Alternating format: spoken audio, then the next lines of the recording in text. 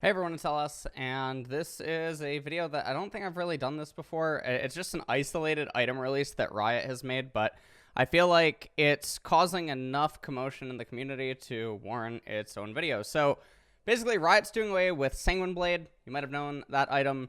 Usually it would be built by like solo lane Draven, solo lane Callista, things of that nature would end up building it, but no one outside of those champions typically built it too much. I guess that maybe there was a couple of one-off like Rengars and stuff, but it was a very, very, very cheesy kind of item that was usually only meant with one thing in mind. So now today's sponsor of the video is actually going to be brought to you by, yeah, you've probably heard it before, Raid Shadow Legends.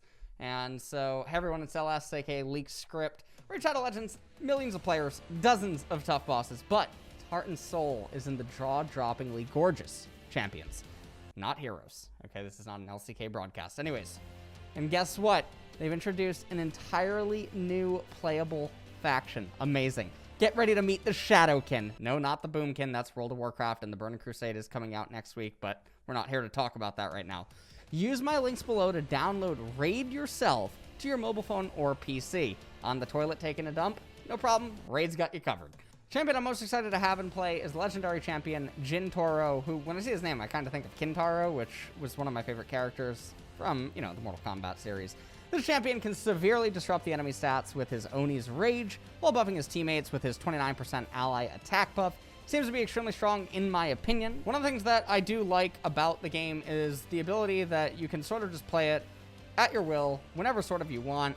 One of the things that I've always done when I'm traveling or I'm on the toilet or something like that was, in the past, I would play like Hearthstone or something. Well, Raid Shadow Legends, it's here. So anyways, guys, you already know the deal. What are you waiting for? I mean, it's just like subbing with Twitch Prime. Use my links below and you can summon awesome champions in the game as soon as you start. And good luck and, you know, have fun with that.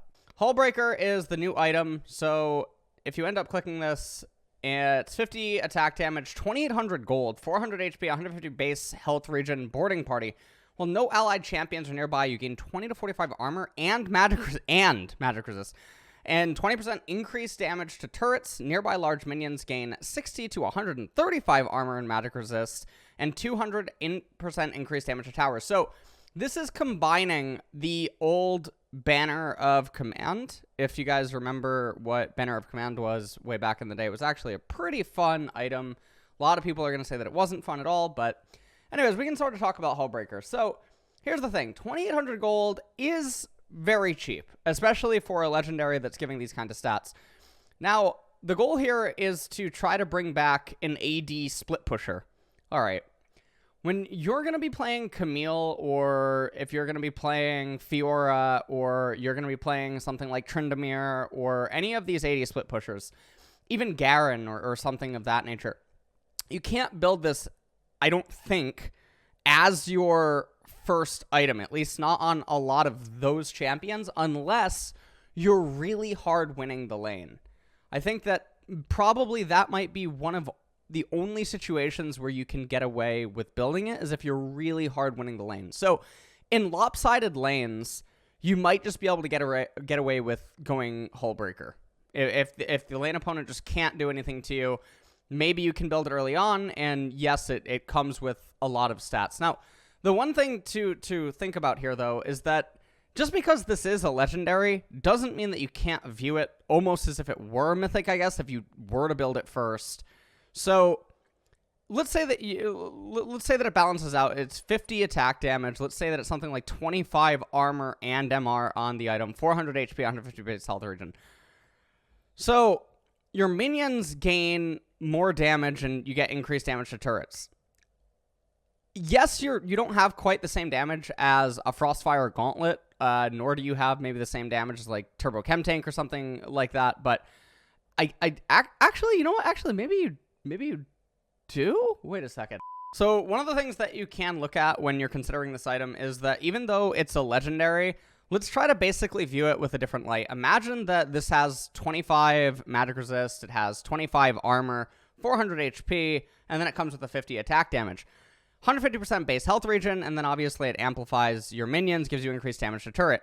If you were rushing Frostfire Gauntlet, or you were rushing Turbo Chem Tank, or you were rushing Sunfire, This item's pretty similar on a lot of champions because you are getting 50 attack damage. Sure, you don't have the immolate burn or something, but you actually have more HP than those items are giving you. You have the increased base health regen, and those items, you basically have the same exact resistances. So this is a pretty interesting thing. Sure, there's a trade-off where you're not getting the ability haste, but if you were a champion that was able to get away with that, if you were able to go bruisery or off-tank or something like that, Hullbreaker probably can just be built early on, again, in lanes where you're just going to roll over the opponent, and the stats on it are not bad at all. I mean, these are almost, I would say this is almost mythic level stats on a legendary item for 2,800 gold. I mean, it definitely looks pretty interesting. Now, the only problem is can a champion deviate from their first mythic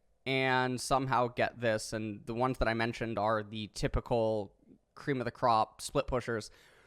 I think in most cases the answer is going to be no. And then as you begin to entertain the second item, well, now maybe Hullbreaker becomes an actual possibility, and it does allow you to just perma split push. The problem is that the resistances by themselves don't necessarily mean anything. You can have all the resistances in the world. You can have 150% base health regen.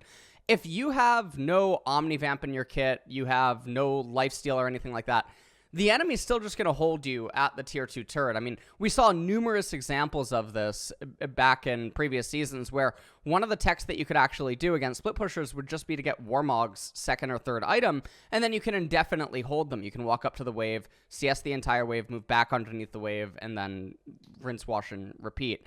So one of the things that definitely is going to put a little bit of a dampen on this is the large monster getting so much armor and magic resist is going to make it a little bit more difficult to just walk up and eat in front of the turret. But I still think that because of the buff that Riot made to Warmogs, typically Hullbreaker could probably be more viably rushed against tanks than any other class. And so if a tank is still up there in the top lane and you're trying to go full split push mode, Riot already made a buff to Warmog that makes it even easier to want to purchase, and if you're actually just going the full split push route, Warmog just basically shuts down every split pusher until they start getting either Omnivamp or lifesteal inside of their kit, and then they can keep doing this little bit of a rodeo, but even then, Warmog is still probably going to resist it unless you can threaten to 100-0 the tank while he's CSing or she's CSing the wave in front of her bottom tier 2, top tier 2, whatever, which means that it's kind of weird, and I think that people have to think about a lot of angles. I see a lot of people reacting to this item like it's going to be uber broken and all this other stuff, but I think if tanks are being played, Warmog is something that people just remember as a second or third item to invalidate split push as an option.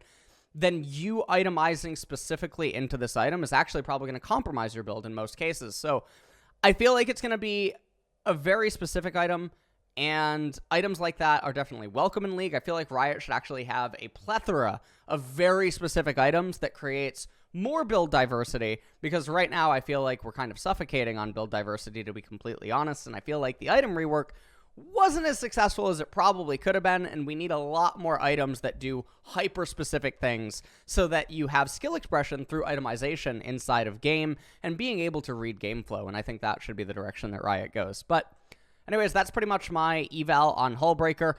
There's going to be some cases where, yes, you can build it first item and you will go unpunished and it will help you accelerate your own laning phase.